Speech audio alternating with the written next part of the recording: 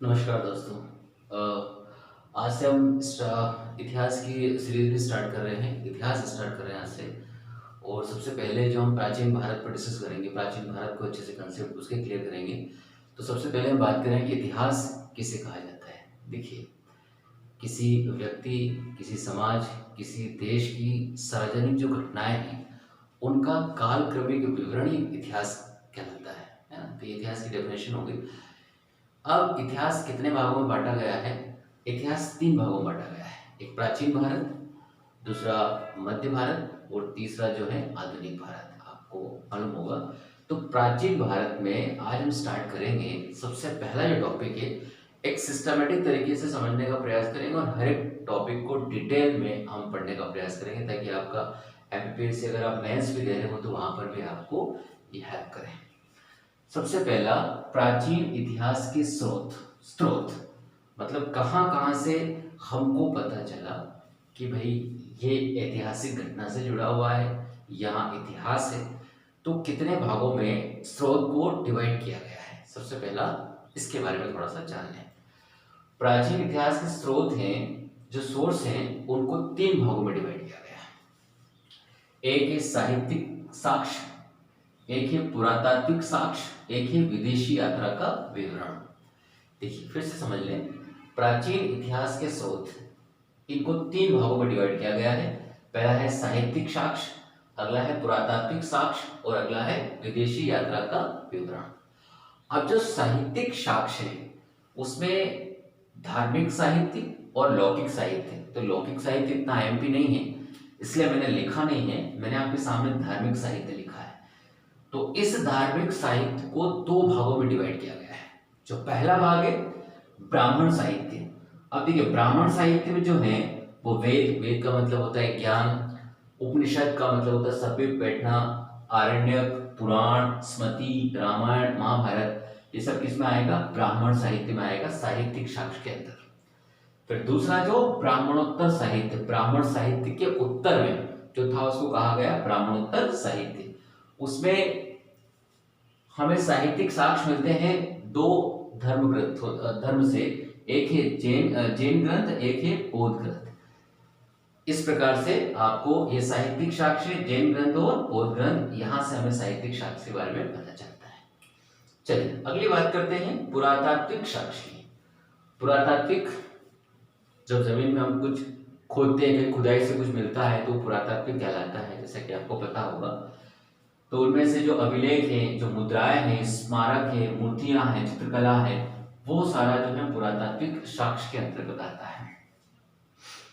फिर तीसरा है विदेशी यात्रा का विवरण। अब विदेशी यात्रा का विवरण मतलब जो विदेशी यात्री हमारे यहाँ आए थे, वो यात्रा करके गए, बहुत सारे लोग कई साल तक रहे, फिर उन्होंने अपने अपने ग्रंथ लिखे, भारत के बारे में अपनी सोच लिखी, तो वही विदेशी यात्रा का विवरण कहलाता है। और उसको तीन भागों में डिवाइड किया गया है। पहला है यूनानी रोमन लेखक, दूसरा चीनी लेखक और तीसरा अरबी लेखक। अब जो यूनानी रोमन लेखक हैं उनको वो कौन कौन से हैं? कई बार उस नाम से पूछ लिया जाता है, नाम आ जाता है कि भाई बताइए हेरोडोटस कौन सा लेखक है, यूनानी है, चीनी है या अरबी है। देखिए, यूनानी रोमन लेखक में सबसे पहले है टेसियस, ईरान का था ये। हेरोडोटस इतिहास का जनक, इतिहास का पिता कहा जाता है इसको, इतिहास का जनक कहा जाता है, याद रखना है आपको। फिर है निरापस, सिकंदर के साथ आए थे दो तीन, उनमें से एक नाम निरापस। मेगास्थनीज का नाम सुना होगा आपने, इंडिका लिखी, मेगास्थनीज ने इंडिका की रचना की चंद्रगुप्त मौर्य के दरबार में, मेगास्थनीज, ये आपने सुना होगा। डायमेकस, डायनोसियस, टॉलमी, भूगोल लिखी, इसने भूगोल के ऊपर एक किताब लिखी है। और अगला है प्लिनी, नेचुरल हिस्टोरी का ये लेखक। ये सारे लेखक किसके हैं? ये यूनानी रोमन लेखक जो हैं। अब बात करते हैं चीनी लेखक की। चीनी लेखक में पहला है फाइयान, दूसरा है हैंसोंग, तीसरा है इत्सिक और चौथा है शुंग यून। ये चार जो है चीनी लेखक आए थे। और जैसे ये हैंसोंग हर्षवर्धन के शासनकाल में आया था। इस प्रकार से कई बार एग्जाम में प्रश्न पूछे गए हैं। नेक्स्ट कैटेगरी है अरबी लेखक। अरबी लेखक में एक सुलेमान है, एक अल मसूदी है और एक अल बरूनी है। इस प्रकार से हम एक बार और रिवाइज कर लेते हैं कि प्राचीन इतिहास के स्रोत को तीन भागों में डिवाइड किया गया है। पहला भाग है साहित्यिक साक्ष्य, दूसरा है पुरातात्विक साक्ष्य, अगला कौन सा है, विदेशी यात्रा का विवरण। साहित्यिक साक्ष्य को दो भागों में डिवाइड किया गया, धार्मिक साहित्य और लौकिक साहित्य। लौकिक साहित्य तो मैंने लिखा नहीं है। धार्मिक साहित्य को फिर दो भागों में डिवाइड किया गया, ब्राह्मण साहित्य और ब्राह्मणोत्तर साहित्य। जो ब्राह्मण साहित्य है उसके हैं वेद, उपनिषद, आरण्यक, पुराण, स्मृति, रामायण, महाभारत, ये सब ब्राह्मण साहित्य में आएगा। जैन ग्रंथ, बौद्ध ग्रंथ, ये ब्राह्मणोत्तर साहित्य में आएगा। पुरातात्विक साक्ष्य मतलब अभिलेख, सिक्के, मुद्राएं, मूर्तियां, चित्रकला, ये सब पुरातात्विक साक्ष्य कहलाता है। और ये सब जो है विदेशी यात्रा का विवरण। ठीक है, आप इनको नोट कर लीजिए या स्क्रीनशॉट ले लीजिए। चलिए आगे बढ़ते हैं। सबसे पहले हमने प्राचीन इतिहास के स्रोत की कैटेगरी देखी, 3 कैटेगरी में डिवाइड किया गया। अब हम डिस्कस करेंगे आज सबसे पहले पुरातात्विक स्रोत। उसमें अभिलेख आएंगे, सिक्के आएंगे, स्मारक, भवन, मूर्तियां, बर्तन आदि। ठीक है, तो देखिए सबसे ज्यादा पुरातात्विक जो स्रोत मिले हैं वो कहाँ से मिले हैं। तो सबसे ज्यादा जो पुरातात्विक स्रोत मिले हैं वो प्राचीन टीलों, माउंट्स की खुदाई से प्राप्त हुए हैं। ये चीज आपको ध्यान रखना है। अब यहाँ पर एक शब्द प्रयोग हुआ है टीलों। टीलों क्या होता है, ये पृथ्वी की सतह से ऊपर ऊंचा उठा हुआ भाग होता है जिसके अंदर बहुत सारी बस्तियां विद्यमान रहती है। उनकी खुदाई से बस्तियों के बारे में जानकारी मिलती है, तो उसको टीलों जो है उनको कहा जाता है। ठीक है, अब जो टीलों की खुदाई से जो चीजें प्राप्त होती है उनका विश्लेषण करना ही पुरातत्व विज्ञान या आर्कियोलॉजी कहलाता है। ये भी आपको समझ में आ गया होगा कि भाई टीलों को हमने खोदा, उसमें से बहुत सारी चीजें मिली हैं, उन चीजों का विश्लेषण करना, क्रमिक विश्लेषण करना कि पहले ये आया उसके बाद ये आया, तो वही क्या कहलाता है, पुरातत्व विज्ञान कहलाता है या आर्कियोलॉजी कहलाता है। मेगालिथ या महापाषाण, ये क्या है? मेगालिथ या महापाषाण किसे कहते हैं? ये ऐसे स्मारक होते थे, मतलब दक्षिण भारत के लोग में जब किसी की मृत्यु हो जाती थी तो उस शव के साथ जमीन में वह किसी औजार के साथ, हथियार के साथ उस इंसान का शव जो है जमीन में गाड़ा जाता था तथा ऊपर पत्थरों से एक स्मारक बना दिया जाता था। तो ऐसे शव के साथ कोई औजार रखना और पत्थरों से ऊपर स्मारक बनाना, उसी को क्या कहते हैं, महापाषाण या मेगालिथ जो है उसको कहा जाता है। ये चीज भी आपको क्लियर हो गई। कई बार मेगालिथ पूछा जाता है कि किसको कहा जाता है, तो दक्षिण भारत में जो लोग थे वो जिनका भी डेथ होता था उस डेड बॉडी को नीचे जमीन में दफनाते थे, उसके साथ कुछ औजार भी साथ में रखते थे, उसी को मेगालिथ कहते हैं। अब कई बार आपने रेडियो कार्बन 14 विधि का नाम सुना होगा, रेडियो कार्बन विधि का नाम सुना होगा आपने, है ना, रेडियो कार्बन डेटिंग विधि का नाम सुना होगा। कोई चीज कितनी पुरानी है ये रेडियो कार्बन विधि से ही पता लगा जाता है कि भाई ये इतना साल पुराना है, ये इतना साल पुराना है। कैसे? किसी भी प्राचीन वस्तु में विद्यमान C14 में आई कमी को माप कर बताया जा सकता है कि वह कितनी पुरानी है। फिर से पढ़ देता हूं मैं आपके लिए। किसी प्राचीन वस्तु में विद्यमान C14 में आई कमी को माप कर उसके समय का निर्धारण कर सकते हैं, और जो समय का निर्धारण करते हैं उस विधि को बोलते हैं रेडियो कार्बन डेटिंग विधि। क्या बोलते हैं उसको? रेडियो कार्बन डेटिंग विधि। फिर से आपके लिए दोहरा देता हूं मैं। किसी प्राचीन वस्तु में विद्यमान C14 में आई कमी को मापकर किसी वस्तु का या किसी चीज का समय का निर्धारण किया जा सकता है, और उस विधि को क्या बोलते हैं, उस प्रोसेस को बोलते हैं रेडियो कार्बन डेटिंग विधि। अब देखिए ये रेडियो कार्बन में C14 कार्बन 14 या रेडियो कार्बन 14 क्या है? ये कार्बन 14 कार्बन का रेडियोधर्मी समस्थानिक है। क्या है ये? कार्बन का रेडियोधर्मी समस्थानिक जो सभी सजीव चीजों में पाया जाता है। किसमें पाया जाता है? सभी सजीव चीजों में पाया जाता है। ये चीज आपको ध्यान रखना है।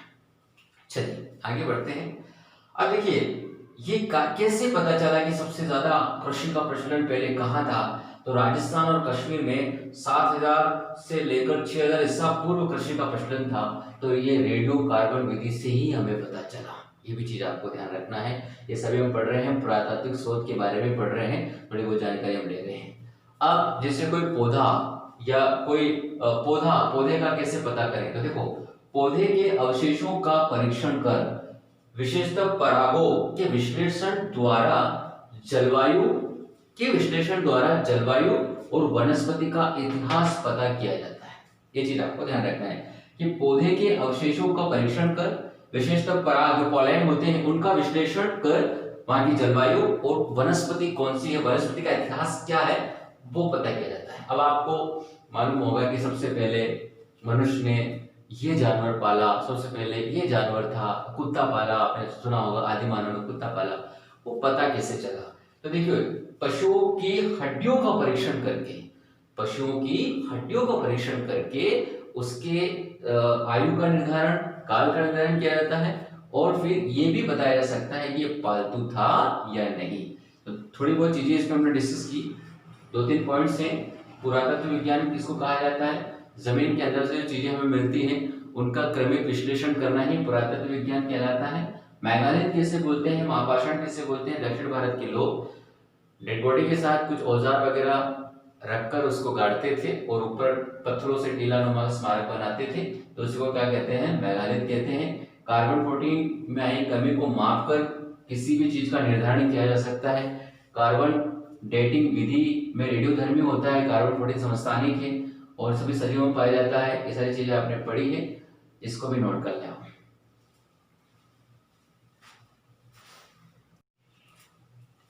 चलिए आगे बढ़ते हैं। पुरातात्विक स्रोत में सिक्कों के बारे में जानकारी ले लेते हैं। सबसे पहला पॉइंट, सिक्कों के अध्ययन को मुद्रा शास्त्र या इंग्लिश में कहा जाता है न्यूमिस्मेटिक्स कहते हैं। ये चीज आपको ध्यान रखना है, ठीक है। सिक्कों में एक और चीज आती है, अक्सर एग्जाम में पूछा जाता है, आहत सिक्के किसको कहा जाता है? आहत सिक्के किसको कहा जाता है? देखिए, जिन सिक्कों में मुद्राओं पर कोई लेख नहीं होता, केवल आकृतियां बनी होती है। केवल क्या बनी होती है? आकृतियां, कुछ लिखा हुआ नहीं, सिर्फ फोटो बना हुआ है, तो ऐसे सिक्कों को आहत सिक्के या पंचमार्क कहा जाता है। ये चीज आपको ध्यान रखना है सिक्कों के बारे में, ठीक है। अब कुछ राजा हैं जो सिक्कों के बारे में फेमस हैं और इनमें से क्वेश्चन बनते हैं, अक्सर एग्जाम में पूछे जाते हैं। सिक्कों पर लेख और तिथियां सर्वप्रथम यूनानी शासकों ने उत्कीर्ण करना स्टार्ट किया। मतलब यूनानी शासक ने उसके ऊपर तिथियां, लेख लिखना सबसे पहले किसने स्टार्ट किया है? यूनानी शासक ने स्टार्ट किया है, ये अपने को ध्यान रखना है। भारत में सर्वाधिक सिक्कों का प्रचलन कौन से काल में हुआ? तो मौर्योत्तर काल में हुआ, है ना। शीशे के और सोने के, चांदी के, तांबे के, ये सब सिक्के किसमें हुए? मौर्योत्तर काल में हुए। ये चीज आपको ध्यान रखना है। सर्वाधिक सोने के सिक्के की अगर बात की जाए तो सबसे ज्यादा सोने के सिक्के गुप्त शासकों ने चलाए। गुप्त शासकों ने सर्वाधिक सोने के सिक्कों का प्रचलन किया, गुप्त शासकों ने। लेकिन अगर पूछा जाए कि सर्वाधिक शुद्ध सोने के सिक्के किसने प्रचलित किए, किसने चलाए, तो उसका आंसर होगा कुषाण। फिर से देख लीजिए, सर्वाधिक सिक्के मौर्योत्तर काल, सब मिक्स हो गए उसमें। अगर बात करें सर्वाधिक सोने के सिक्के, गुप्त शासक। अगर बात करें सबसे ज्यादा शुद्ध सोने के सिक्के, शुद्ध की अगर बात आ जाए तो कुषाण शासक। सर्वाधिक शीशे के सिक्के किसने प्रचलित किए, तो आंसर होगा आपका सातवाहन शासक। तो सिक्कों में इतना ही आईएमपी था, इनको भी नोट डाउन कर लें आप। चलिए अगला स्टार्ट करते हैं अभिलेख के बारे में। अभिलेख, है ना। तो पहले हमने सिक्कों के बारे में पढ़ा, पुरातात्विक स्रोत चल रहा है हमारा सिक्कों के बारे में, अब अभिलेख के बारे में पढ़ेंगे। अभिलेख के अध्ययन को पुरालेखन शास्त्र या एपिग्राफी कहा जाता है। अगर पुरालेख, है ना, पुरालेख शास्त्र या एपिग्राफी कहते हैं, ये चीज आपको ध्यान रखना है। अगर बात करें भारत में सर्वाधिक प्राचीन अभिलेख कहाँ से मिले हैं, तो ये क्वेश्चन कई बार पूछा है एग्जाम में। भारत में सर्वाधिक प्राचीन अभिलेख मध्य एशिया के बोगाजकोई नामक जगह से मिले हैं, जहां पर, तो ध्यान रखिएगा, एक बार फिर से पढ़ देता हूं आपके लिए। भारत में सर्वाधिक प्राचीन अभिलेख मध्य एशिया के बोगाजकोई से प्राप्त हुए हैं, जहां पर 4 देवताओं का जिक्र हुआ है, इंद्र, वरुण, मित्र और नासत्य। ये भी पूछा गया कई बार। बोगाजकोई जगह है मध्य एशिया में, वहां पर इंद्र, वरुण, मित्र और नासत्य। अब अभी एमपीएससी का जो एग्जाम हुआ था, बुनकर अभिलेख के बारे में पूछा था। बुनकर अभिलेख किसने बनवाया या कहाँ है, तो ये मालव नरेश यशोधर्मन। तो कुल मिलाकर जो 7-8-9 अभिलेख हैं, उन अभिलेखों के बारे में आपको जानकारी होना चाहिए। एक एक करके बात करते हैं। कुछ अभिलेख हैं और जिस शासक ने वो बनवाया है और कहाँ पर है, इस सारी चीजें आप डिस्कस कर लेते हैं। सबसे पहले अभिलेख जो ऐसा अभिलेख जिसमें भारत का जिक्र हुआ, वह अभिलेख था हाथी गुम्बा अभिलेख। कौन सा अभिलेख था वो? हाथी गुम्बा अभिलेख, जो उदयगिरी में है। और कलिंग नरेश जो है, कलिंग जो नरेश था खारवेल, उसने बनवाया था। ये ध्यान आपको रखना है। सर्वप्रथम जो पहला अभिलेख कौन सा है? हाथी गुम्बा अभिलेख है, उदयगिरी, कलिंग नरेश, खारवेल। दूसरा अभिलेख है ऐहोल अभिलेख, जो कर्नाटक में है। कौन सा है? ऐहोल अभिलेख, जो है कर्नाटक में। और इसको पुलकेशिन सेकंड ने बनाया, जो चालुक्य शासक, जो चालुक्य जो राजा थे, उनका एक शासक था पुलकेशिन सेकंड, उसने बनवाया है। तीसरा अभिलेख है नासिक अभिलेख, जो गौतमी बर्षि ने बनवाया। नासिक आपको पता ही है, महाराष्ट्र में है। अगला है जूनागढ़ अभिलेख, गुजरात में है, रुद्रदामन ने बनवाया। नरेश का नाम क्या है? शासक का नाम था रुद्रदामन। अगला जो अभिलेख है उसका नाम है प्रयाग स्तंभ। इलाहाबाद जो है प्रयाग स्तंभ, उसको कहा जाता है। तो प्रयाग स्तंभ अभिलेख बनाया है समुद्रगुप्त ने। अगला है मंदसौर अभिलेख, या इसको बुनकर अभिलेख भी कहा जाता है ना। तो मंदसौर अभिलेख ये बनवाया है मालव नरेश यशोवर्मन ने, ये आपको ध्यान रखना है। अगला अभिलेख है ग्वालियर अभिलेख, ये प्रतिहार नरेश भोज ने बनाया है। और अगला है देवपाड़ा अभिलेख, बंगाल शासक विजय सेन ने बनाया है। क्लियर है? तो इसमें से कोई भी एक एग्जाम में पूछा जा सकता है। हाथी गुम्बा अभिलेख उदयगिरी कलिंग नरेश खारवेल ने बनवाया। ऐहोल अभिलेख कर्नाटक में पुलकेशिन सेकंड ने बनवाया। नासिक अभिलेख गौतमी बर्षि ने बनवाया। जूनागढ़ रुद्रदामन ने बनाया। प्रयाग स्तंभ बनवाया समुद्रगुप्त ने। मंदसौर अभिलेख बनवाया मालव नरेश ने। ये सभी चीजें बहुत आईएमपी है, इसको भी नोट कर लें आप। चलिए अगला स्टार्ट करते हैं। पुरातात्विक स्रोत, पुरातात्विक स्तंभ अभिलेख। अब इसमें भी 7-8 अभिलेख आईएमपी है, उनके बारे में चर्चा कर लें। पहला अभिलेख है मेहरौली स्तंभ लेख, जो कि मेहरौली दिल्ली में है, वहां पर स्थित है। चंद्रगुप्त सेकंड ने इसको बनवाया था, और ये चंद्रगुप्त सेकंड गुप्त कालीन में आता है। अब देखिए इस स्तंभ में जो चंद्रगुप्त द्वितीय ने जो युद्ध लड़े थे सिंधु के किनारे, बहुत सारे लोगों को हराया था, उसका इसमें वर्णन है मेहरौली स्तंभ लेख में। तो ये जो कुतुब मीनार है उसके पास में स्थित है मेहरौली स्तंभ लेख। कहाँ पर है? मेहरौली दिल्ली। चंद्रगुप्त सेकंड ने इसको बनवाया था। चंद्रगुप्त सेकंड ने एक और बनवाया है मथुरा स्तंभ लेख, ये मथुरा में है, चंद्रगुप्त सेकंड ने बनवाया, गुप्त कालीन है। तो देखिए सबसे ज्यादा जो स्तंभ लेख है वो गुप्त कालीन ही है, ये भी आपको ध्यान रखना है। दो तो चंद्रगुप्त सेकंड के हो गए, एक मेहरौली हो गया, एक मथुरा हो गया। प्रयाग प्रशस्ति अभिलेख, जो प्रयाग प्रशस्ति अभिलेख है वो प्रयाग इलाहाबाद में है, समुद्रगुप्त ने बनवाया, गुप्त कालीन, ये आपको याद रखना है। फिर अगला है एरन अभिलेख, या इसको भानुगुप्त अभिलेख भी कहा जाता है। एरन अभिलेख या भानुगुप्त अभिलेख। हमारे यहाँ जो एमपीएस का एग्जाम होता है उसमें बहुत आईएमपी है, क्योंकि ये एमपी में है, सागर में है ये अभिलेख, एरन अभिलेख सागर में है। और इस एरन अभिलेख या भानुगुप्त अभिलेख में 3 मंदिर है, वराह, विष्णु और नरसिंह, है ना। तो ये चीज पे आपको ध्यान रखना है। और समुद्रगुप्त ने बनवाया ये, और गुप्तकालीन, ये गुप्तकालीन जो है। अगला है गरुड़ स्तंभ लेख। गरुड़ स्तंभ लेख जैसा कि आपको पता है बेसनगर विदिशा का पुराना नाम है, पहले बेसनगर बोला जाता था, ये भी आईएमपी है। गरुड़ स्तंभ लेख बेसनगर विदिशा में है। भागभद्र जो शासक था उसने बनवाया, और शुंग काल का ये है। चलिए अगले अभिलेख की बात करते हैं। भीतरी स्तंभ लेख। भीतरी स्तंभ लेख जो है ये गाजीपुर बिहार में आता है, वहां पर है। और यह भी स्कंदगुप्त ने बनवाया, जो गुप्त कालीन है। फिर अगला है बिहार स्तंभ लेख, जो पटना में है, बिहार जो पटना में है, और ये भी स्कंदगुप्त ने बनवाया, जो गुप्त कालीन है। फिर अगला है तालकुंडा स्तंभ लेख, ये शिमोगा एक जगह है मैसूर में। मैसूर कहाँ पर है? कर्नाटक में। तो ये 2 राजाओं का नाम इसमें है, मयूर शर्मन और शांति वर्मन, इन दोनों ने बनवाया है, और ये भी गुप्त कालीन है। इस प्रकार से ये पुरातात्विक स्रोत जो है वो लगभग आपका कंप्लीट हो चुका है। इसको नोट डाउन कर लें। Thank you.